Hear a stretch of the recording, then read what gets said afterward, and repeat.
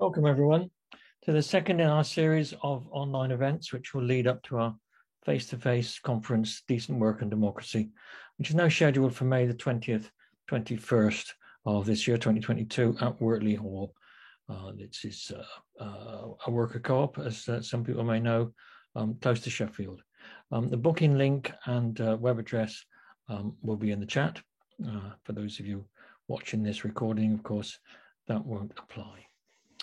Union Co-ops UK is the lead body for union co-ops here in the UK. We're an organisation of trade unionists and cooperators working to promote fully unionised worker co-ops. And of course, unions and co-ops go back a long way, both coming from the same radical roots. And many of the activists who created them were the same. As an organisation, we run on a shoestring, so we're very grateful to those of you who've contributed by giving us a donation at the time that you came to watch, but also to the Bakers Union, the BFAWU, the Musicians Union, and for Cooperative Ways Forward, who are sponsoring the bursary element for our conference at Wortley Hall. Our format for the day is 5 panelists. They'll speak for about 40 minutes in total, and we'll take questions from the audience for around half an hour, and then panelists will get a little chance to sum up at the end. And Scilla Ross will be attempting to draw all of that together.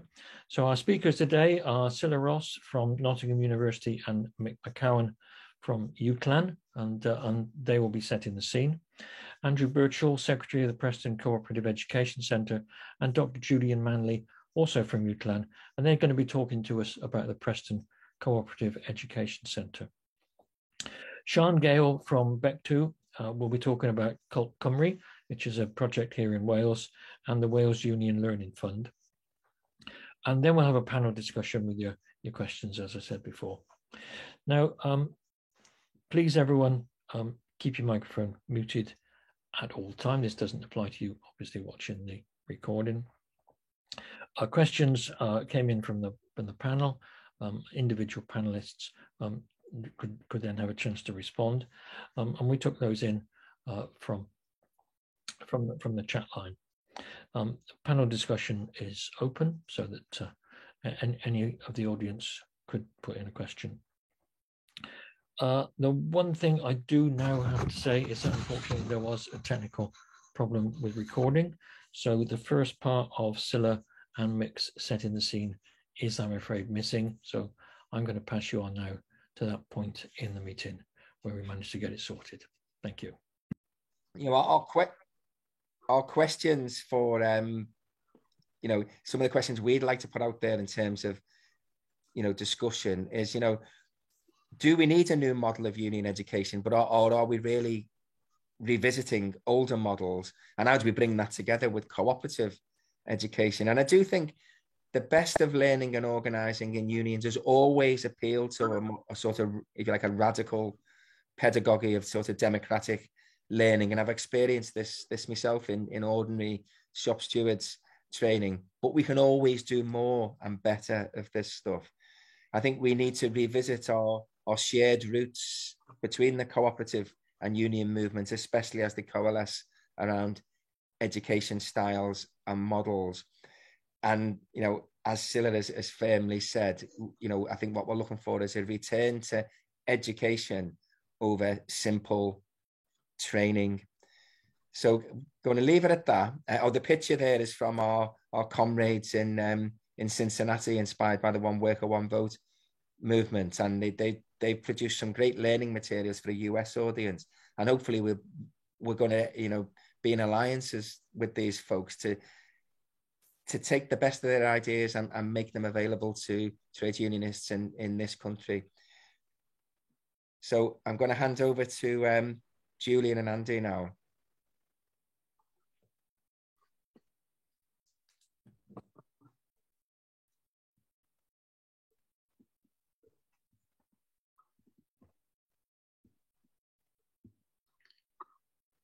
Okay. Thanks, Scilla, and thanks, Mick. So I'm going to talk for half of this talk, and then I'm going to hand over to Andy. I'm going to begin by talking a little bit about the Mondragon partnership and alliance we have. Because I think it's important taking on board what Scilla and Mick have been saying. It's very important to understand that with the Preston Cooperative Education Centre, what we intend to do is to take a broad line towards system change and transformation. So instead of just being focused on training, we're interested in the democratic background of trade unions and cooperatives. So we're not interested in doing our best in a capitalist system, although of course to a certain extent that's what you have to do, but we're fundamentally ultimately interested in changing the system and using teaching, learning and experience as part of that system change. We're very interested in cooperative culture, what it means to relate to each other, what it means to work in mutual support, what it means to participate in democracy. We're interested in worker governance. We're interested in people being autonomous and governing themselves. And we're interested in this not only as an education that you give people, but we're interested in experiencing it as part of the Preston Cooperative Education Centre as well. And finally, very importantly, as Mick and Scilla were saying, we're very interested in the connection between education, unions, cooperation, and community. So the Preston Cooperative Centre, Education Centre is a centre which wouldn't function without a connection to community. So connection to community, which of course is one of the principles of cooperation, is a central part of what we do. So our connection with Mondragon, Mondragon began many years ago with 13 years of education before it created its first co-op. And that's something that I keep repeating because it's so important to what we do.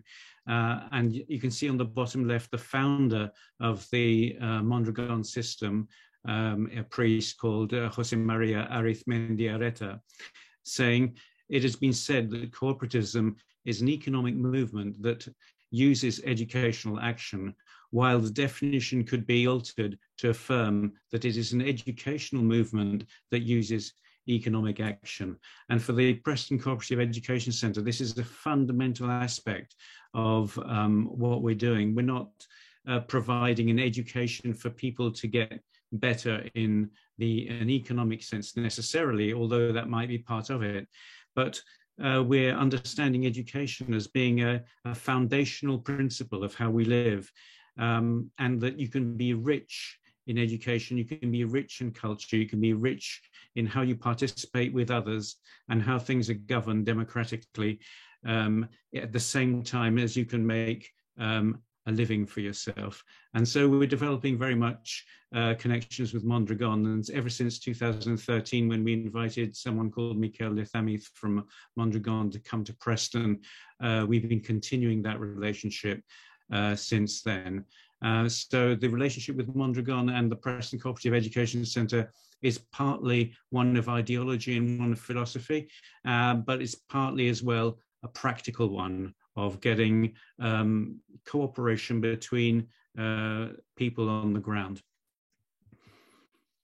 So the cooperation with Mondragon consists of being interested in these various aspects of education. And you can see immediately that the education we're talking about is not narrowly focused on only training and skills and practical skills, but it's a wide-ranging experience of what it means to learn and lifelong learning. So it ranges from the University in Mondragon, which is the only cooperative university in the world, to their Management and Cooperative Development Centre, which is called Otalora. There, you can see that on the bottom right.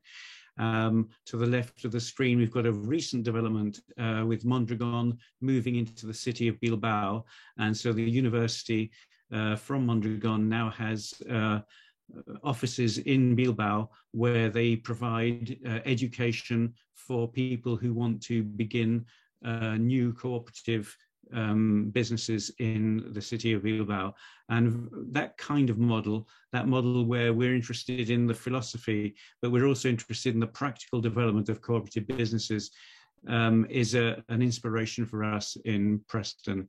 And so we're very keen on pursuing that way of doing things. Of course, in Mondragon, the system of cooperatives is upheld by 4 different pillars, is what the way they call them. One of those pillars is finance, money. One of them is health. One of them is innovation and enterprise.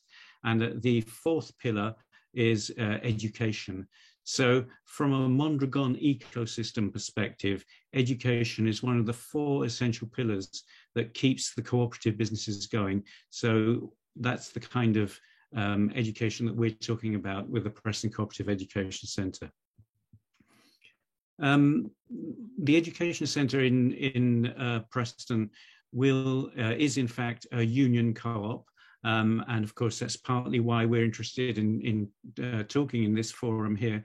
And the union co-op is something which has been developed by our comrade in the United States, Michael Peck, who, in collaboration with Mondragon, was able to create this governance structure, which I'm going to talk about in a minute, which included a fully unionized workforce in a cooperative design. And that is something that has emerged from the United States, which we're very keen on developing in the Preston Cooperative Education Centre. So the Preston Cooperative Education Centre is in itself a union co-op, and we're keen to develop union co-ops outside the PCEC.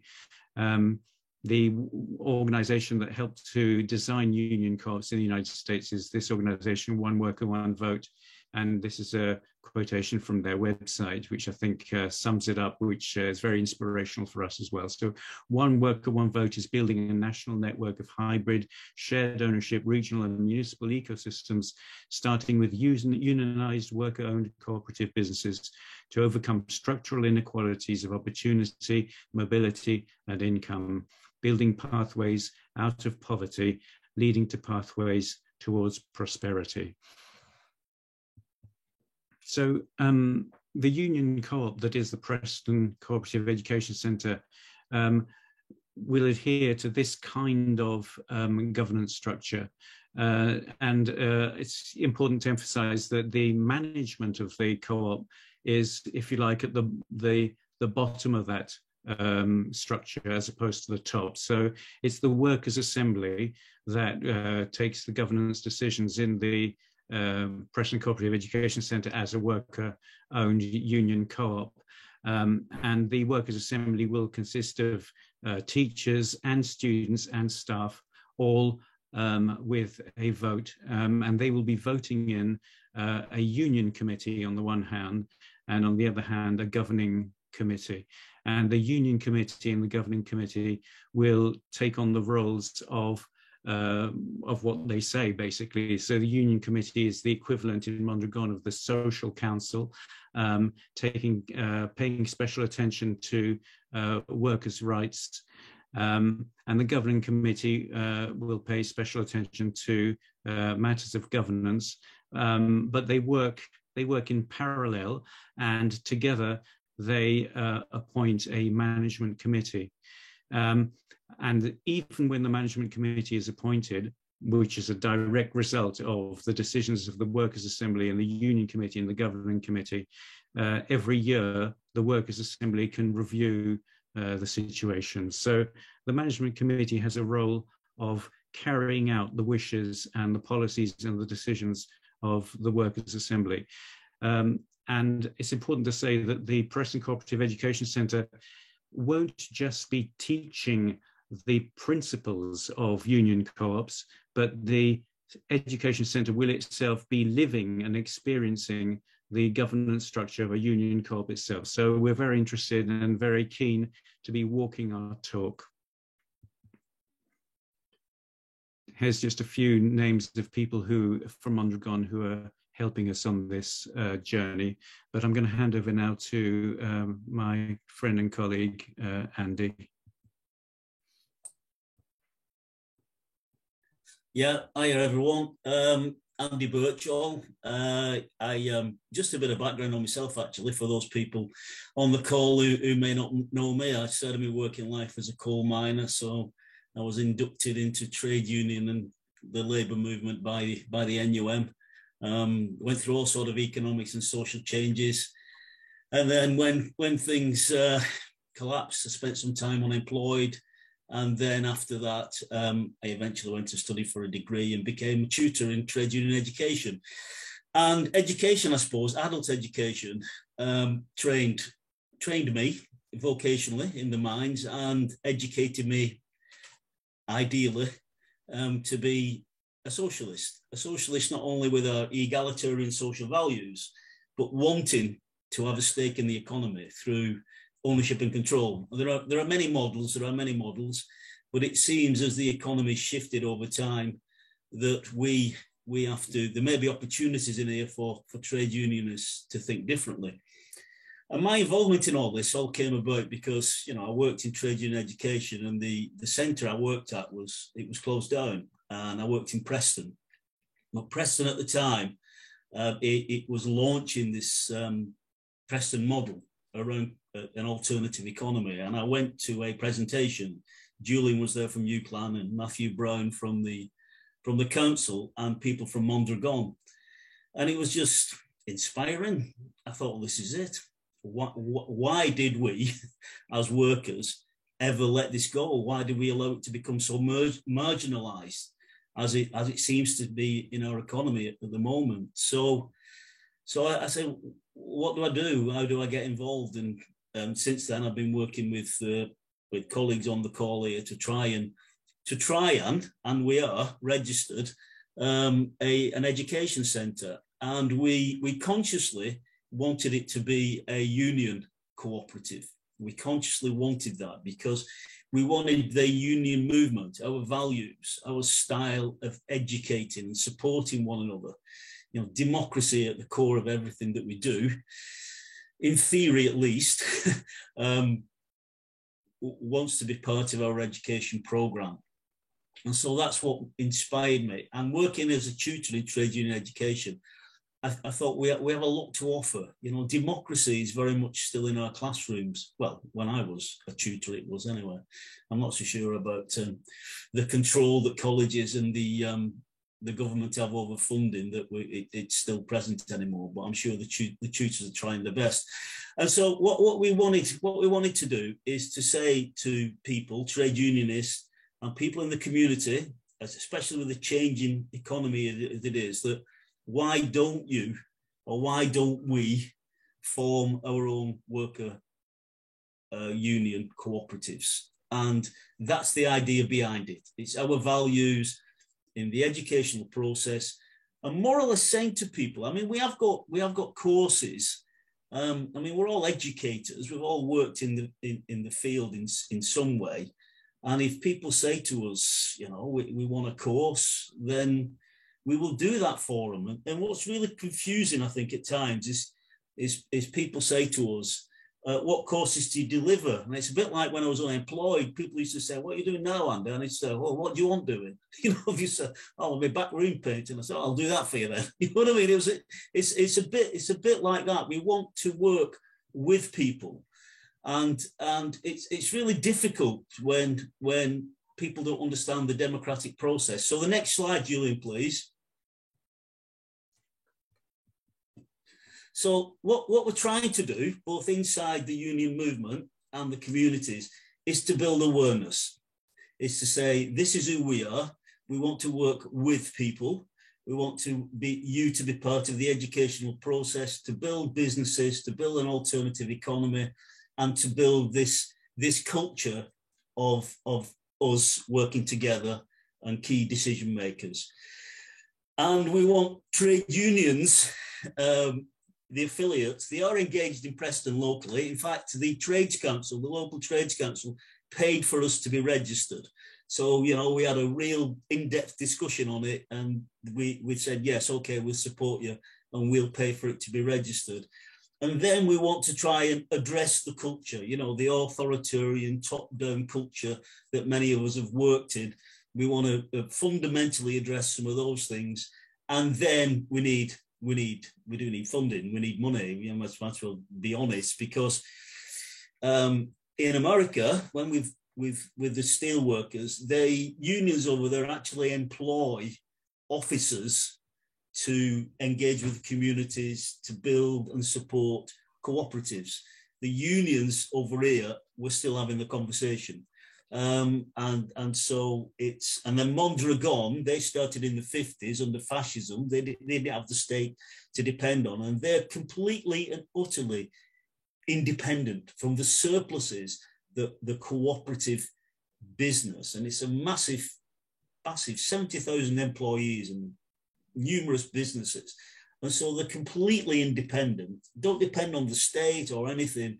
And so we're trying to look at both ends and say, where do we fit in, and what can we build? But I think it's an idea that we're inspired by, and we want to support and help others to make businesses. And I'm looking at my time; I'm running over, so I better be quiet.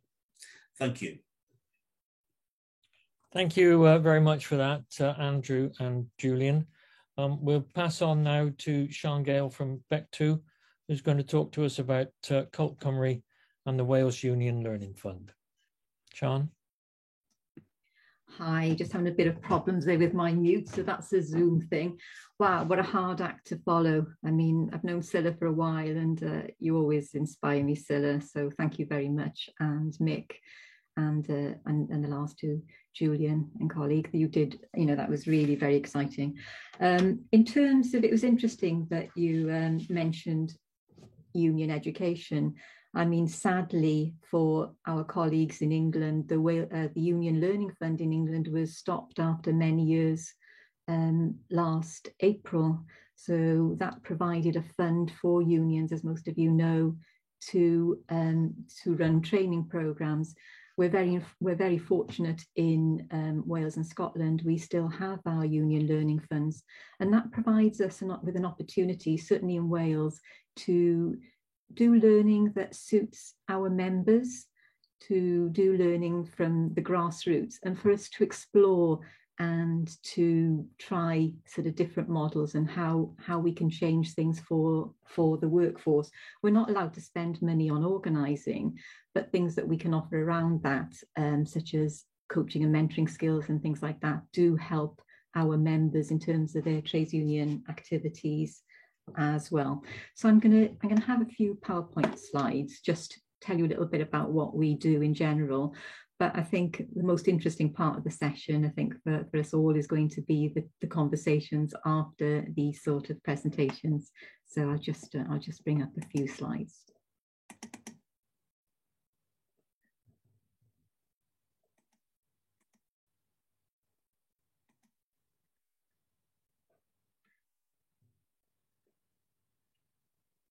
So as mentioned, so my name is Sean Gale, and I work for the trades union Bec2.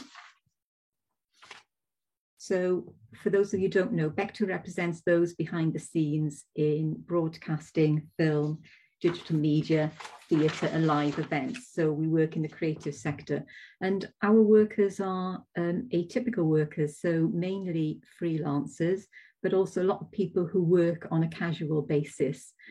So they face a lot of isolation, and it can be quite a tough industry to work in.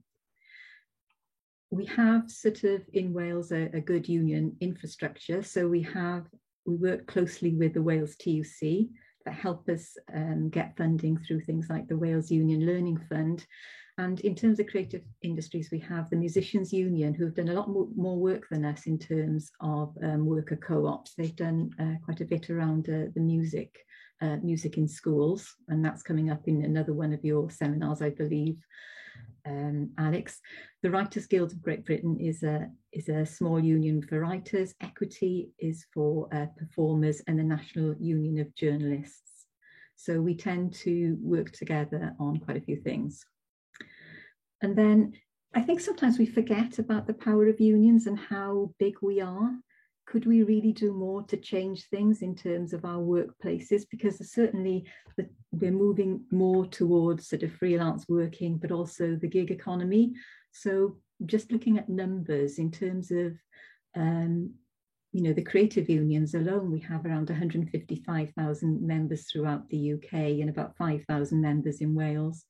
The Wales TUC represents 48 unions and 400,000 union members. That's a lot of people. And throughout the UK, we have 6.56 million union members.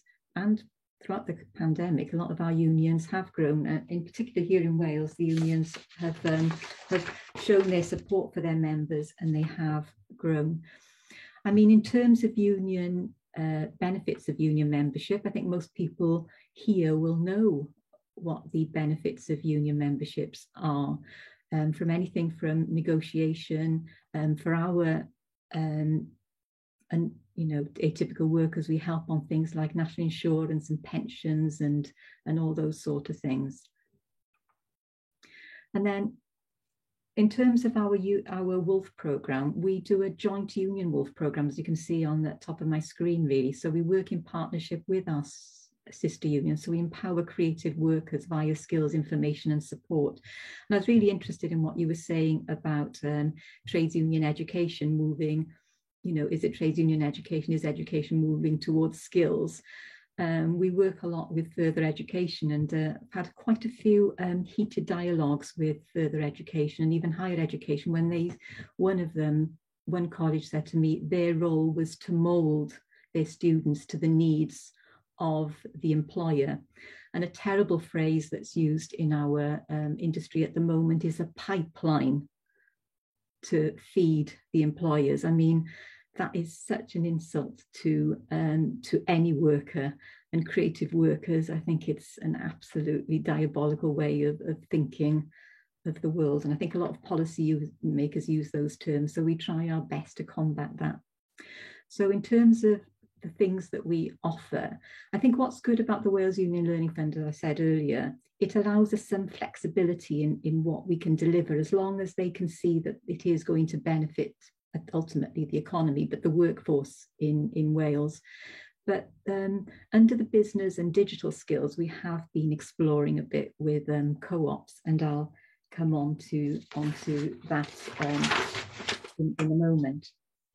So I mentioned that we have freelancers, and this always tickles me really, because the term freelancer came from Sir Walter Scott with Ivanhoe, and they were characters, medieval mercenaries who pledged their loyalty and weapons to lords and kings for a fee. But in theory, freelancers can work wherever they want for whoever they want. But at the beginning of their career, that is quite difficult. In the latter years of their career, that sort of can be a bit sort of easier. But in 2017, we were really keen. We were impressed with what the MU had done with the Denbighshire Music Cooperative in North Wales, where a group of musicians had been made redundant. And an initiative had already happened in Swindon, where the MU worked with the music teachers and helped them set up a cooperative. And with Denbighshire, what happened there, they not only set up a cooperative, but they had they expanded their services. They not only serviced the schools, they ran courses in the community, and they grew into a really big business. And with some freelancers would want to be actively part of that cooperative, but some just want to do the work and go away. And I think what we found exciting about that model was that it was able to support a broad range of freelancers. So in 2017, we set up an event in Merthyr, which is one of, in the South Wales valleys. It's very artistic in its sense, because it's got lots of theatres and arts venues, etc. A very working class area. And we asked our members to come along, but we also had people from local authorities, because even in 2017, they were thinking of reimagining the town centres. So it's about co-working and cooperatives. And it was a good way for people to start talking about why do our business support infrastructures only talk about limited companies and sole traders? Is there anything that we can do where we can empower workers? So that was in 2017. Then last year we worked with Scilla and someone called Stephanie Bolt in Cardiff, looking at an event, looking at what are the potential for freelance cooperatives and what would be the benefits. So I'm going to bring up some slides now. Now these are Scilla and Steph slides, not mine. So I'll just show them to you and not take the credit for them. So basically, people from the group felt that collectively it'd be good to own and share within communities the means of production and access. The common ownership of problems and collectivity in problem solving rather than a space to exploit, because what came out of the conversations around tables that we had with creatives, what that they felt that the industry was very, very hierarchical. The screen industry is incredibly hierarchical, but how could we flatline it? Honing the craft together across co-op to share back office load and systems. I mean, in the industry now, freelancers have to do all their own, find their own work and do all their own paperwork, which can be a pain. How could they work collectively and independently, freelancer, worker, owner? And I gave you the examples of Denbighshire. And then critical cultural unlearning from career advice, individual achievement and target structure in education. Again, it's building on that support and looking outside the box. Does the model have to be people coming in and being part of the pipeline, or can they be part of take control of their own work?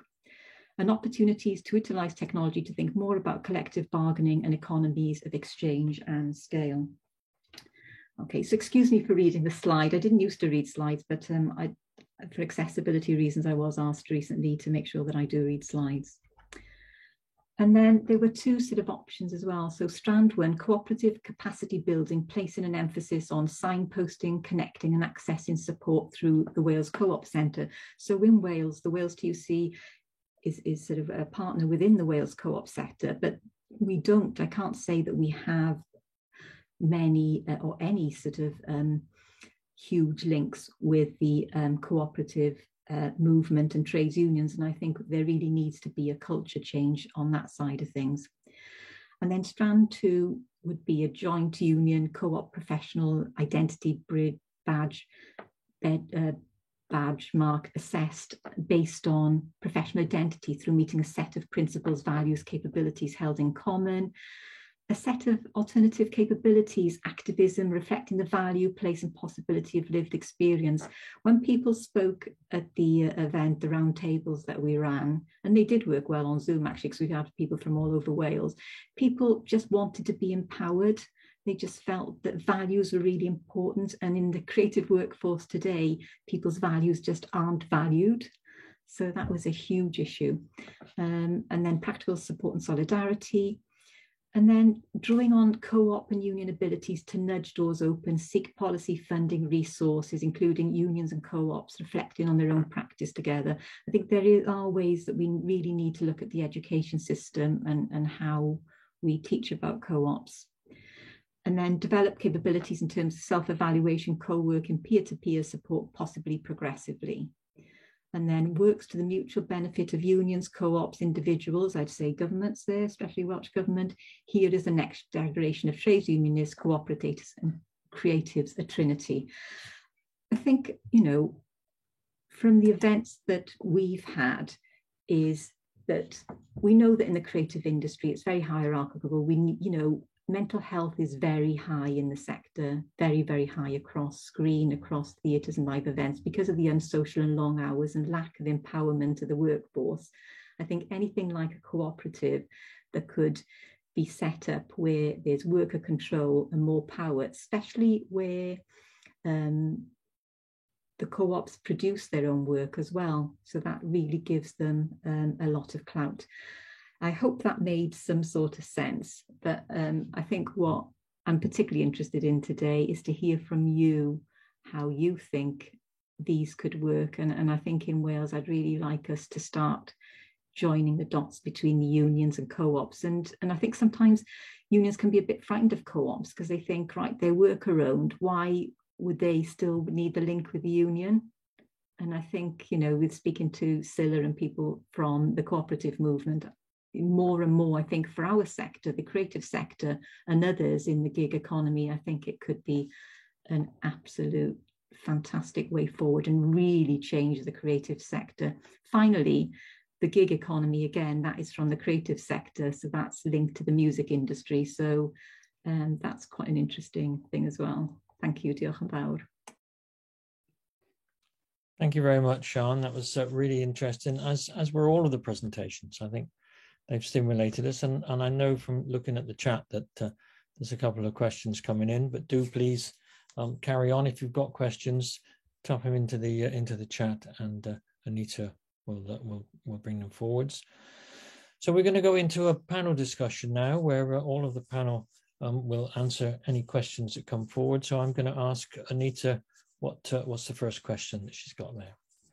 Great, thank you all the panelists. It's been fabulous so far.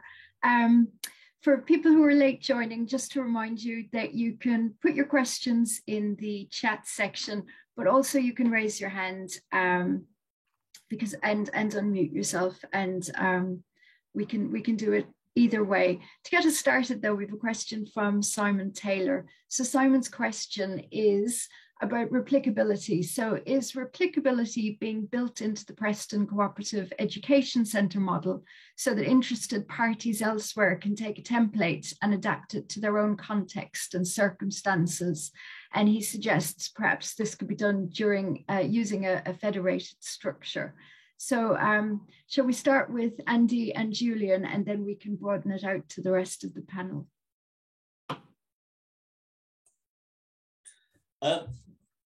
Simon, I'll go first if you don't mind. I have no hang-ups of sharing anything with anyone. You know, I'm a socialist. I actually don't believe in copyright. Anything I have, you can have. Just ask me for it, and you can have it. I just think, you know, we care and share. But I can't speak for the other directors. But if people say we've got this idea and we want to replicate it somewhere, can you let us know where you got from the idea to where you are now, and we can help in any way. It wouldn't. I don't see a problem. I'm more than willing to speak to anybody at any time. I don't know if Julian has anything to add to that. Yes, completely agree with that. I think that it's important to understand that the Preston Cooperative Education Centre, just like the Preston model of community wealth building, is not really, the Preston model is not really a model, and the Preston Cooperative Education Centre doesn't aim to create a perfect example, which it could be a blueprint or a model for other places. What we do in Preston with the Preston model, and I think with the Preston Cooperative Education Centre, is we work towards principles. We're focused on principles. We're focused on democracy. We're focused on the 7 international cooperative principles and the 10 Mondragon cooperative principles. And we're focused on social pedagogy and transforming the way people learn and teach. So the principles are things that can be transferred to other places without it being a model. So when we talk about replication, we're not talking about replication of a model. What we're talking about is the transference of understanding of principles. It's the principles that count. And of course, in each different part of the world, those principles can be and should be interpreted according to context. So I think that's what replication would mean. And in terms of a federation, and maybe Scilla can talk about this in a minute, in the sort of longer term, we're hoping that the Preston Cooperative Education Centre can become a branch or a federated as part of the Cooperative University, which was a project, and it's still a project, that Scilla and others myself included, have been working on for a while. And the idea of the cooperative university is that it's not located in one place, whether it's Manchester or Preston or anywhere else, but that it's a federation of different education centres, colleges, co-ops around the United Kingdom, and all together that would create a federated cooperative university. But Scilla, maybe you'd like to continue on that one or expand on it. Well, I could, but thank you, Julian. But I'd also sort of like to directly answer the question as well, if I may, because I think the replicability is one of the hard words to say. I think that is quite clearly the case in the example that Sean gave about, for example, the cooperative identity mark, and that there's a good example of, you know, some of the thinking being done around what, for example, would a different, I don't want to call it an accreditation system, but a validation system or an identity system look like. And of course, if you've got what looks like a model, and there'll be different contexts, and it'll have to be made to work in different contexts. But if a lot of the work has been done, and in that example, you know, some thinking has been done, it just makes absolute sense to me that these are, you know, you can repurpose some of that thinking. And there's lots of people on this call, you know, who've done similar work. And, you know, rather than classically reinvent the wheel, you know, it's so important that we do think about how we can use these things and you know, cooperatize and unionize a lot of our approaches so that they are about the values that we all share.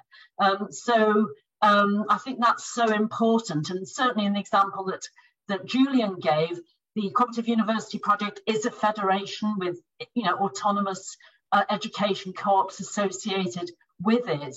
And the aim very much there is where we can collaborate and work together, then we will, and we do. And it does mean working in very consensual, cooperative ways, you know, so reaching compromise and getting to democratic decision making, but, you know, trying to come up with models which are reusable and can be repurposed if and when appropriate. Thanks, Alex. Brilliant. Thanks, Scilla. Alex is next, and then we will. The questions are coming thick and fast in the chat function, so we'll move on to Stephanie Bolt's question after Alex has spoken. Yeah, some years ago, I was a trustee of Social Firms UK, and we were trying to create enterprises, principally cooperative enterprises, for people with disabilities, physical disabilities, and learning disabilities. And roll out a series of businesses, and the sorts of businesses that business ideas that we came up with were things like packaging and distribution, catering, and gardens, quite traditional roles in some ways for people with disabilities, but ones in which to make them into a cooperatively owned business needed quite a lot of thought, business planning, financial planning, etc. And we came up with the idea, in order to improve that replication, of something that we called social franchising. The idea that the business model would be shared, and that the business model would be shared completely free of charge if people just wanted to come and look at it and take it.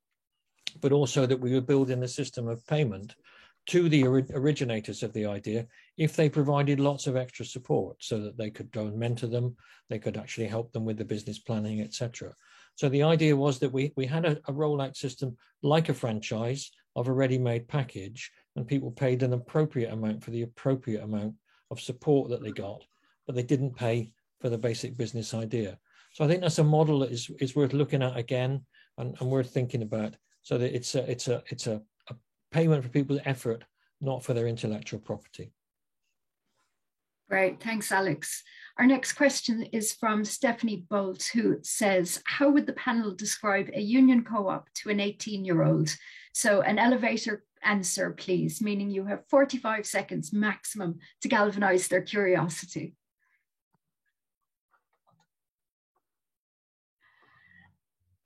Do you want me to do it? Yes, do please, you'd be great. I'll do it. I like simple.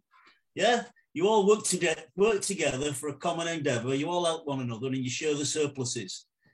You not only share the surpluses amongst yourself, you can also share it with the community. You can also share the surpluses with other businesses to help your friends in the neighbourhood where you live. That's where I'd start. Fantastic. You've got to add, Andy, and you're all in a union, and the union helps organise this thing. And while we're at it, you're 18. It's up to you to do this thing with you and all your 18-year-old mates. Super. Thank you very much. I think that's we should have. It's a good job we're recording this. I think we need to use this one more frequently. Moving on now to Bryn Jones. Bryn asks, why would overstretched and preoccupied union officers with so many other priorities want to put time and resources into helping set up co-ops? What is the USP, so the unique selling point, to convince them of their value to the union? Could I come in on that one, Anita? Because I do think at least one of the aspects of this pitch is that, everyone's busy, trade unionists amongst others, and busy people end up busy on all sorts of things on top of their everyday busyness. So why not is a simple answer. But I do think for me as a trade unionist, I've been involved via the NHS and latterly in education in various unions for a long old time. I think if you really get under the surface of what our organising ambitions are, and we've mentioned worker control already as we've been in and out of this talk, our ultimate ambition has got to be what we used to call industrial democracy. And co-ops are at least one way, arguably, and if they're fully unionised, arguably the best way to get unions back on their traditional agenda of industrial democracy, where workers are actually making the decisions about how their own work is organised. So for me, I think it's a no-brainer, and it's just something that we seem to have let slip away over the years without thinking about it too much. We're all, and I've been involved in discipline, grievance, bargaining, and a lot of it is all dust tomorrow, and we're back to the starting point over and over again, reinventing the same wheel because we're not the people actually in charge of how this work is organised. So I think worker co-ops and union co-ops are actually a friend to unions because they limit the stuff that is inanely keeping union activists and officers busy and open up the space for us to imagine, for want of a better word, a better world that we're in charge of. Brilliant. Thanks, Mick. Sian next, and then back to Andy.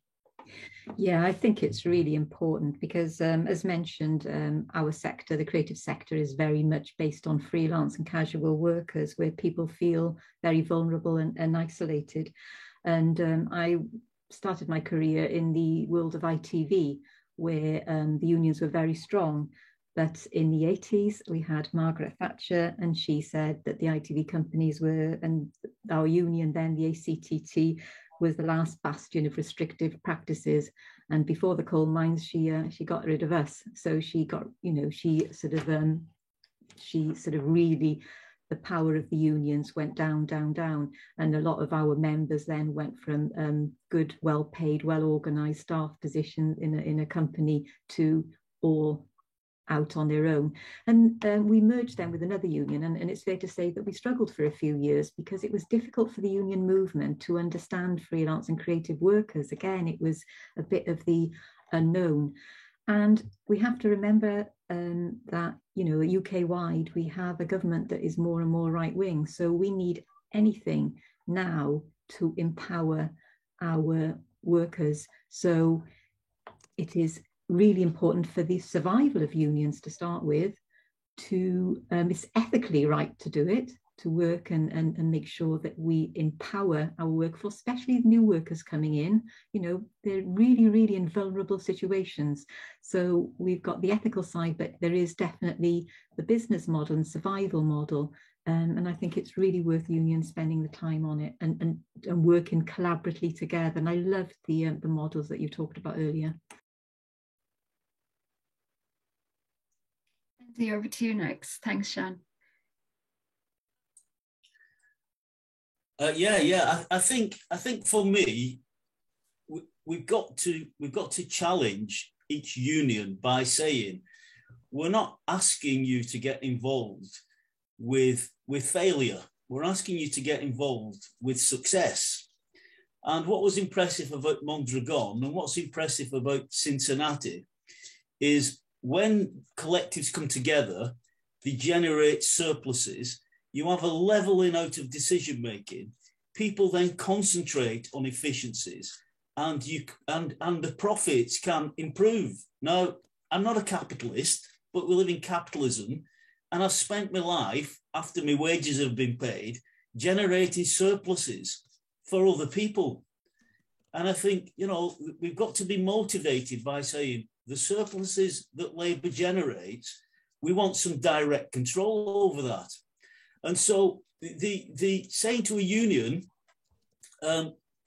spend some dedicated time on this. What the steelworkers did in America was really impressive. The General Secretary of the Steelworkers said, you go and start the cooperatives and we'll unionize them. He was interested in stimulating worker cooperatives where it would have a more level structure and the surpluses would be generated. Now, this is the point of education. When people come to say, we want to start a cooperative business, for people like me, it's not just generating surpluses for that business, which is wonderful. It's saying, what do we don't mind paying our taxes for a start off, but we also have other surpluses to share with the community, to help other businesses, for research and development. I think we have to start thinking that these businesses, we want them to be successful and we want them to generate surpluses. Not so we're evil profit maximizers like the capitalists are with us. We talk about ethical businesses here. And I think, you know, that we have to have this frank conversation within the trade union movement. Thank you. Great, thank you, Andy. We're moving now to a question from Sean Wellens, and it's a two-parter. So if the existing worker co-op member cohort of Cooperatives UK, which is around 140 co-ops, if they were to form a new independent federation with a more explicit orientation to the workers and social justice movements and a renewed ambition to share the worker co-op system more convincingly and more broadly, would the panel welcome this? And can we work towards a memorandum of understanding to carry out joint education and propaganda work? And he'd also be interested in the attendees' reactions as well. So this is a question to the panel, but it's also a question to the broader group. And we also have several other questions coming along afterwards. So this is turning into a really nice discussion. So who would like to go first? Scilla. Thank you. I'd just like to have, and now that I've sort of formally left formal employment within the cooperative movement, I'd like to just answer that first part, if I may. It's nonsensical to me that we don't have that type of organising and form. I think it would be brilliant to think about a new independent federation. I think, you know, the big elephant in the room for me, and lots of people on this call have worked with this much longer and harder than I have. But the fact is, the co-op movement is a very uneven, strange, unwieldy thing. It's, you know, it veers from, you know, very traditional, frankly, and not very challenging to, you know, a much more radical and progressive, you know, series of organisations. And, you know, I think the fact is it's a social movement, and I'm totally for social movements, but I think often that as a result of trying to push so many different tendencies within one space, it sometimes doesn't reach its full potential. And that's been one of the difficult things for me working within the traditional formal co-op movement, and I'm sure others would share that. So the idea of refreshing, rethinking, reflecting on, certainly the workers' co-op constituency, and how that might, which is often, from what I understand, often certainly union friendly, has a real interesting take on thinking about different ways of work, obviously, different future ways of thinking about, the unknowable future of work and so on, to actually rethink how that might organise itself.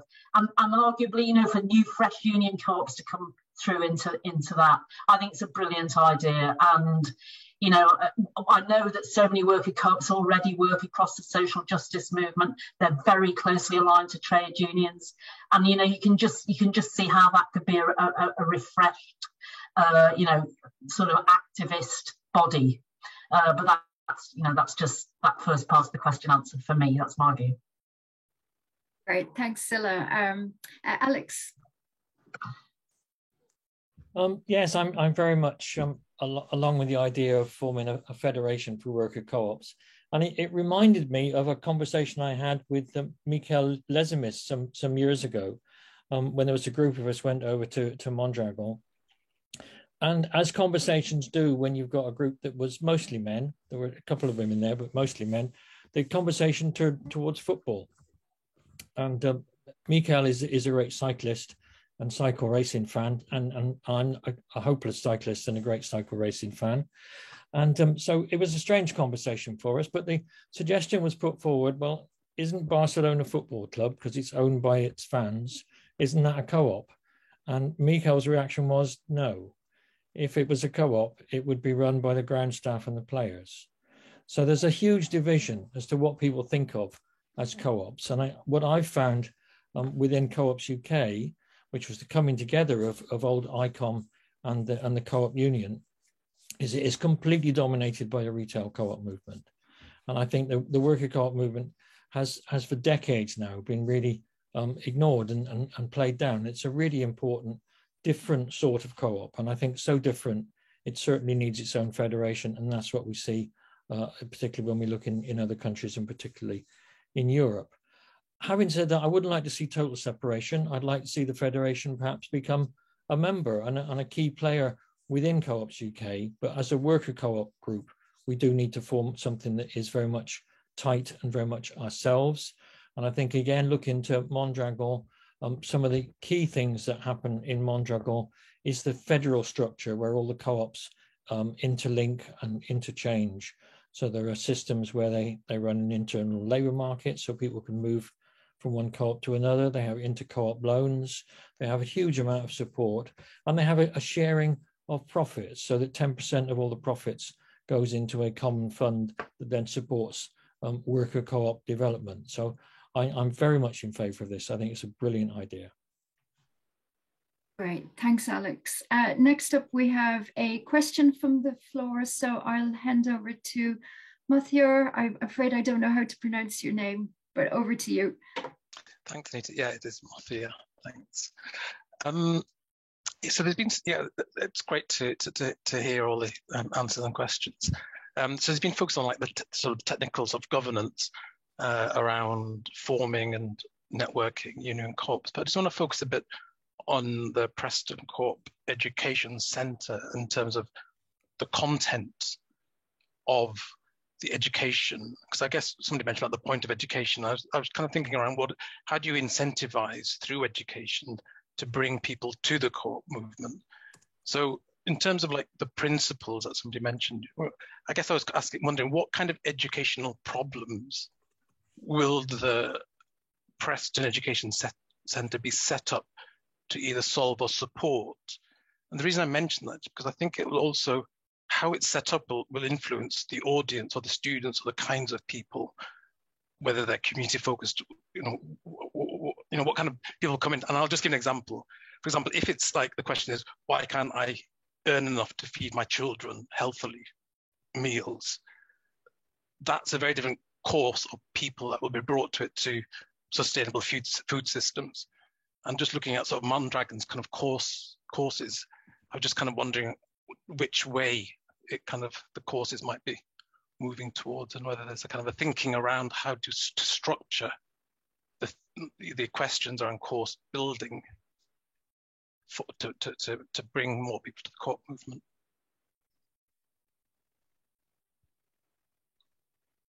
Okay, so question there about education.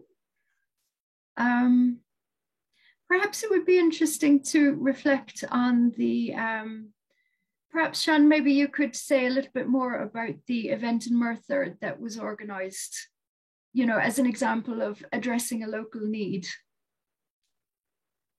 Yeah, I mean, the reason that we set up the event in Merthyr is that, you know, as I mentioned before, we were just worried about the isolation of creatives, and we had some examples from unions of co-ops. I mentioned the Denbighshire Music Cooperative. Equity had an actors agency, and then Beck2 member was running a sort of co-working space in Merthyr. And we chose Merthyr because it is a community that often has a bad name in the press because of poverty and that sort of thing. But we knew it was sort of very artistic.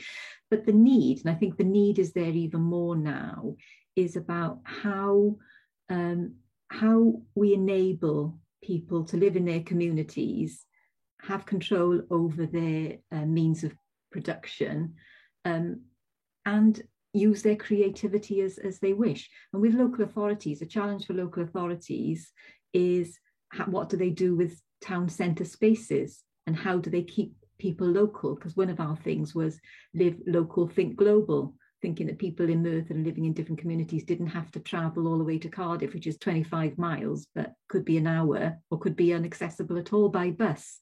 So that's the sort of thing we were looking outside the box and thinking, you know, people with all skills and talent should be able to live in their community. And especially now with digitalization, COVID has shown that people could live anywhere really. So how do we make sure that that means of production is kept locally? So that's why we wanted it there. Also, there's a big event, there used to be a big event called Merthyr Rising. And it's a bit like a mini Tolpuddle really, where lots of speeches in terms of political speeches, lots of great speakers from around the world came to that, but also music. So it's bringing together music, culture, and radicalism. And we're just saying, well, why do these people have to leave their hometowns if they've got the talent? What can we do locally, whatever community they live in? Can they set up little co-ops, big co-ops, but work on a global stage sometimes, but live locally and be able to earn good means, you know, good money, but have valuable jobs? So I'm not sure if I answered your question properly, Matthew. Thanks, Sean. Andy is up next, and then Julian.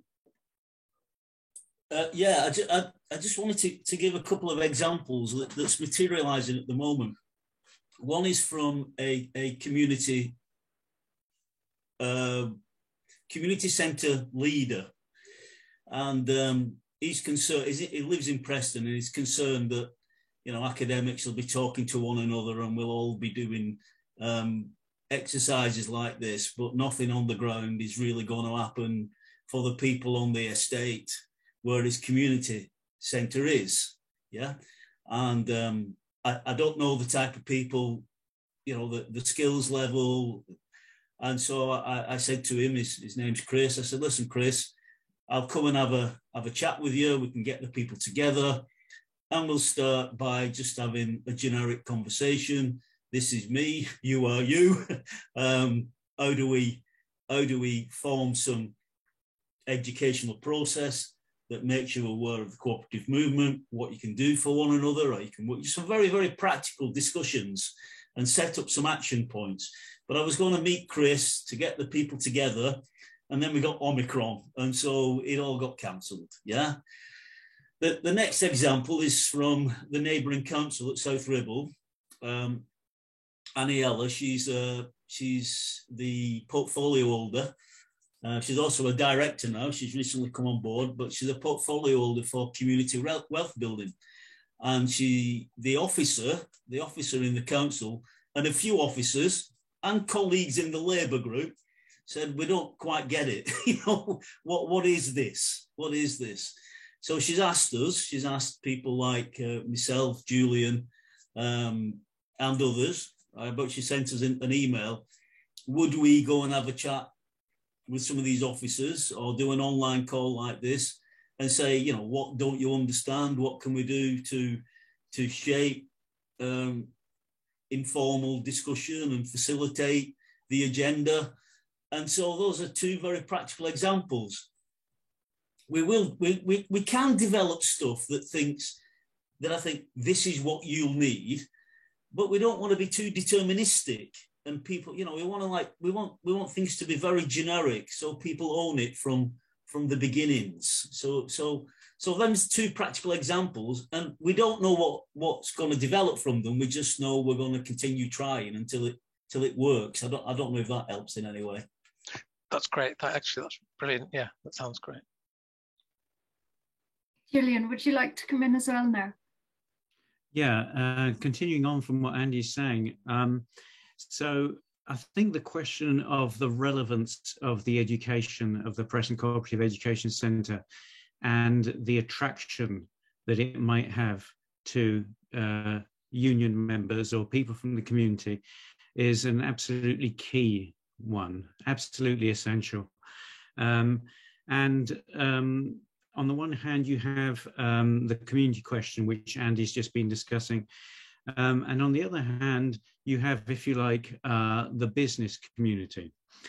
Taking on board, once again, going back to the Mondragon example, the university in Mondragon depends for its courses, for the development of its courses, it depends on its connection with businesses. In the case of Mondragon, of course, a lot of those businesses are cooperative businesses. It depends on the businesses telling the people who prepare the courses in the university, telling them what their needs are. So when the courses are happening in the university in Mondragon, they're not happening out of the blue because someone's just had a good idea about the kind of things that people want to teach. They're happening because they're directly responding to the employment needs of the businesses and cooperative businesses that serve the general community in Mondragon. And so the way I see the relevance of an organisation like the Preston Cooperative Education Centre is to be, as Andy said, directly in touch with the community on the one hand, and on the other hand, directly in touch with the different kinds of business communities that you have in a place like Preston in order to cater for the employment needs of all of those businesses. Now, as time goes on, more and more of those businesses will be cooperative businesses, which is what we're aiming to do. But the point is that the education centre is not teaching blue sky stuff. The education centre will be directly in touch with communities and directly in touch with business needs and developments, so that the courses have a value beyond just this sort of, if you like, philosophical value of the courses. And finally, the relevance of the courses that we offer will be directly posed as questions to the students. So we aim in the development of our curriculum, and I had a great discussion with Stilla about this earlier on today.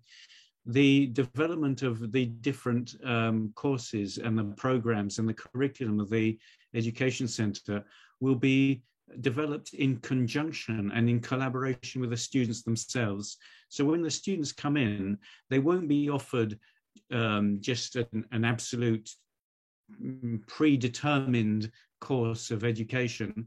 They will actually be contributing to the development of that education, contributing to the course itself, creating aspects and elements of our educational program. And by doing that, we're trying to understand what is relevant and what is attractive to people who might be or who actually are students in the Education Centre. Mick, over to you, and then we have time for maybe a rapid fire final question before I hand back to Alex. I mean, just a very quick addition to what Andy and Julian has said about the Preston Cooperative Education Centre. I think one of the things the Preston City Council wants to happen in relation to the education centre is that it serves to bring more worker co-ops on stream. So one of Preston City Council's ambitions in community wealth building is more worker co-ops in the city and in the region. But to be honest with you, they haven't exactly been bowled over with, a sort of tsunami of these things getting off the ground. So I think one of the expectations on the education centre is that in alliance with unions, there will be more worker interest in setting up new worker co-ops. Great. Thank you, Mick. We have a question from Martin, which is around, so the newest General Secretary of the Scottish TUC, Ros Foyer, is very keen on co-ops. So he's wondering why Scotland seems to be strangely absent from these discussions. However, as we're almost out of time, I would like, if I may, to slightly rework John Merritt's question. So he was wondering if the panel thinks trade union educators and cooperative educators could and should have some regular collaborative forums. So as a final, what next from all the panel? I wonder, what do you think we should do next? What are we not doing? If you were given a blank check, what should we do tomorrow? So if you could give me your very quick ideas on that, please. And then I'll hand back to Alex. Any volunteers? Andy, how about you? What should we do first?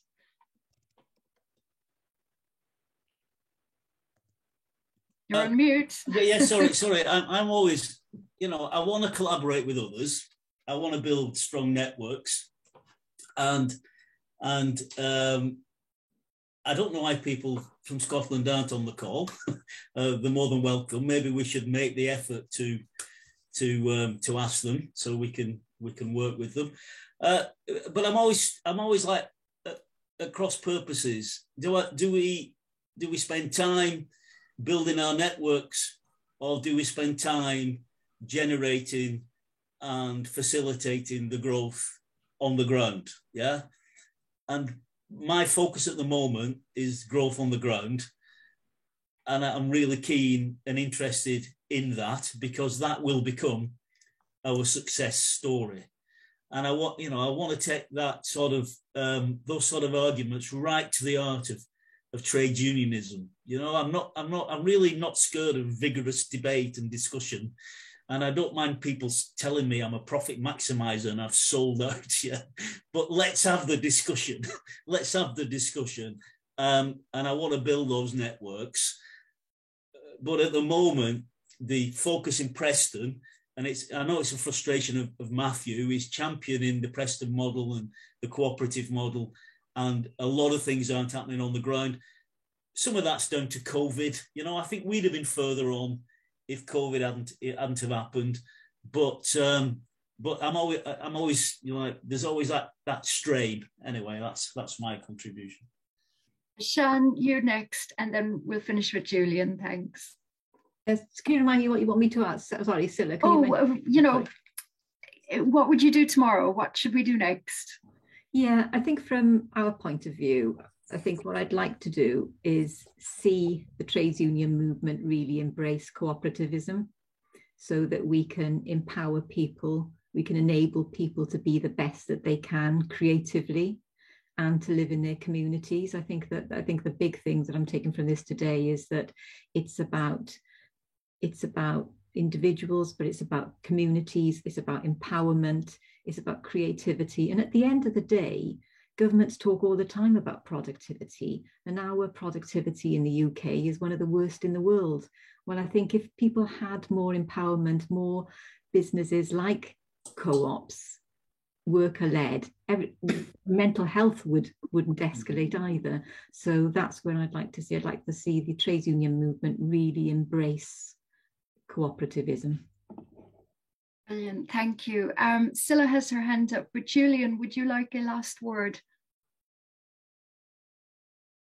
Okay, thanks. I think one of the most important things to do is to actually action what we say in a way that's obvious, but actually it's quite a shift to go from the thinking process and the good ideas and the excitement to actually doing the stuff on the ground. So we were focused on in the PCC in actually starting to do things. And I think that when you start to do things, very often progress becomes an organic progress. It becomes a bit like a snowballing effect.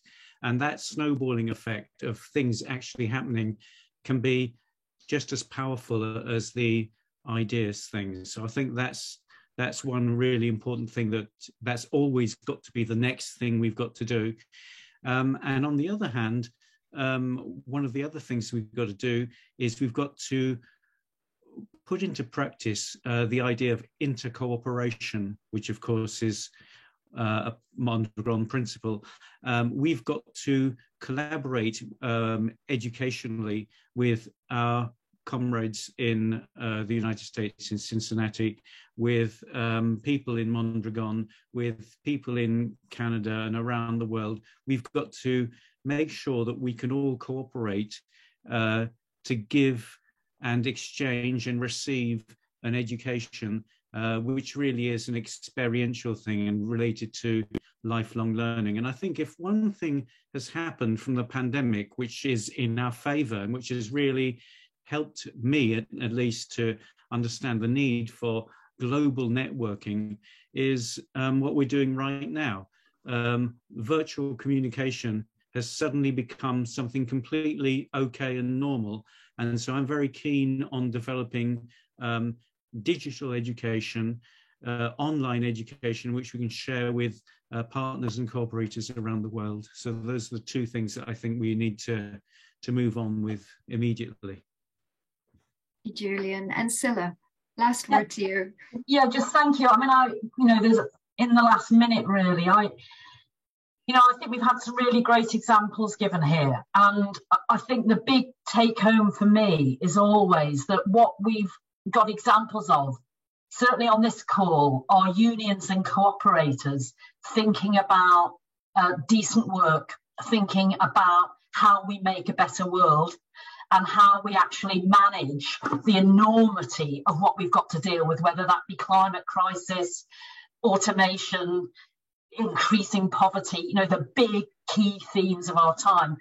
And I think Sian's example was a really good one, because what they're trying to do in that sector is fight, and I used the word immiseration when I did my bit at the beginning, it's fighting that race to the bottom. And that really ties into the elevator pitch that Steph asked for in her question. It's what workers' co-ops are trying to do when we're thinking about, returning to creative and progressive ideas of industrial democracy and a much greater equality and democracy in how we make that new economy work.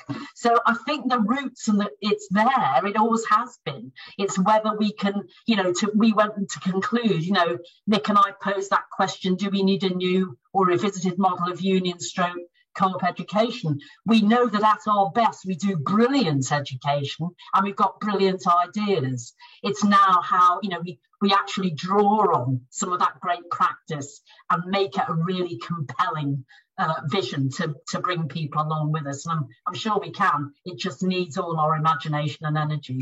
So thanks for that, everyone. Inspiring as always, Scilla. Thanks everyone for the absolutely wonderful questions. As always with these things, we could go on all night. But I will now hand over to Alex just for a few final words. So thank you all very much, everybody. Thanks, Anita. Yes, and I would like to say thank you very much to everyone who's contributed here. It's been an absolutely fascinating and inspiring contribution. It's been really inspirational for me. It's got me wound up again, to be honest. So that's always a good thing. And I'm a dangerous beast when I'm wound up. Imagine. So I think it's not a quotation I often, or not a person I often quote from, but I think an important quotation here is education, education, and education. we've really got to get the message across. There are so many myths and misunderstandings about co-ops, misunderstandings about the empowerment of the workforce, about how the ownership of the workforce is really important, and also the drive for profit. And I think one of the things we've really got to get across about co-ops is that they're not for-profits. They are for-profit businesses, and there's nothing wrong with making the profit. It's a question of whose profit is it and what do you do with it? And it's about sharing the full fruits of workers' labour amongst themselves rather than having it top sliced by capitalists and other forms of outsiders. So we've got a big job to do. I just remind everyone that we've got more of these sessions coming up over the next couple of months. Everyone who's logged on here has had the emails giving you all the dates and all the details, and the login details will be sent to you just before the events take place. Do please pass the word around. Do please tell all of your friends, colleagues, comrades to all about the work that we're trying to do. As I said right at the beginning, we run on a shoestring, on the smell of an oily rag, as we used to say in engineering. So any contributions always welcomed. But we will continue with our limited resources. So once again, thanks to our sponsors. That's the Bakers Union, BFAWU, the Musicians Union, and Cooperative Ways Forward. And I look forward to seeing you and hopefully even more people at our next session. So thank you all very much. Thank you, everyone. Thanks, Alex. Thanks, colleagues. Thanks, everyone. Yeah, cheers, everyone. Yeah. Nice to meet you all. Yeah, so goodbye, everyone, and let the struggle continue.